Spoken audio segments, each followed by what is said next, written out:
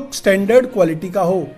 ऐसा भी नहीं है कि इस चीज़ को कहने से आप ब्लैकलिस्ट करते हैं कंपनी को। दिल्ली की जनता को हम लोग आश्वस्त करना चाहते हैं कि ये जो अफवाहें भारतीय जनता पार्टी फैला रही है वो किन कारणों से फैला रही है वो लोग वो जानते हैं, मगर मोटे तौर पे इस तरीके के टेस्ट्स दिल्ली के अस्पतालों में और अन्य अस्पतालों में एक रूटीन प्रोसेस के दौरान कराए जाते हैं।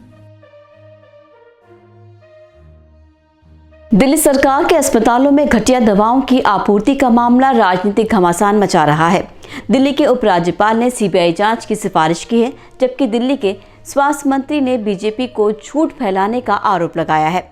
इस मामले में दवाओं की गुणवत्ता, आपूर्ति श्रृंखला, वितरण प्रणाली और जन स्वास्थ्य का प्रभाव एक महत्वपूर्ण पहलू है। इस वीडियो में हम इन पहलुओं का विश्लेषण करेंगे और इस मामले के पीछे की राजनीतिक रणनीतियों को समझने की कोशिश करेंगे। नमस्कार, आप देख रहे हैं एयर न्यूज़।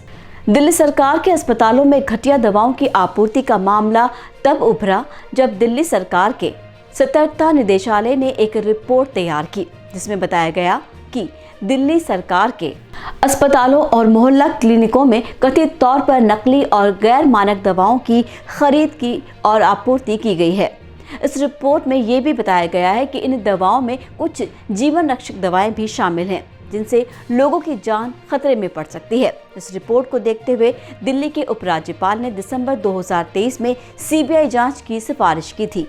आपको बता दें कि इस मामले में दिल्ली के स्वास्थ्य मंत्री सौरभ भारद्वाज ने अपनी सफाई में कहा कि उन्होंने मार्च 2023 में ही खरीदी गई दवाओं के ऑडिट का निर्देश दिया था, लेकिन स्वास्थ्य विभाग ने कोई कार्रवाई नहीं की। उन्होंने बीजेपी को झूठ फैलाने का आरोप लगाते हुए कहा कि ये दवाएं न तो नकली हैं और न ही घटिया, बल्कि ये कुछ मानकों को पूरा नहीं कर पाती हैं। उन्होंने अपनी बात का सबूत देते हुए दवाओं की जांच रिपोर्ट का हवाला दिया, जिसमें बताया गया कि इन दवाओं में असली सॉल्ट मौजूद है और इनकी गुणवत्ता में कमी का कारण डिसोल्यूशन है, यानी दवा को पेट में घुलने में लगने वाला समय।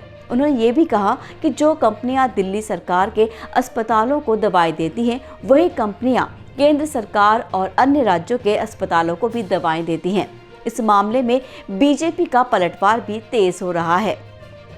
बीजेपी के दिल्ली प्रदेश अध्यक्ष वीरेंद्र सचदेवा ने कहा कि ये भ्रष्टाचार का नहीं, बल्कि दिल्ली की जनता की जान से खिलवाड़ का मामला है। उन्होंने कहा कि ये शर्मनाक और दर्दनाक है कि केजरीवाल सरकार दिल्ली की जनता के साथ खिलवाड़ कर रही है।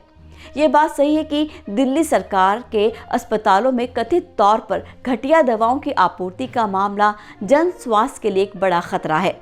इससे न केवल मरीजों का उपचार प्रभावित होता है, बल्कि उनकी जान भी जोखिम में आती है। इसके अलावा घटिया दवाओं की आपूर्ति से दवा उद्योग की मान्यता और विश्वसनीयता पर भी प्रहार होता है। इससे दवा निर्माताओं और आपूर्तिकर्ताओं को नुकसान होता है और उनके उत्पादों के प्रति जनता का भरोसा कम हो जाता है।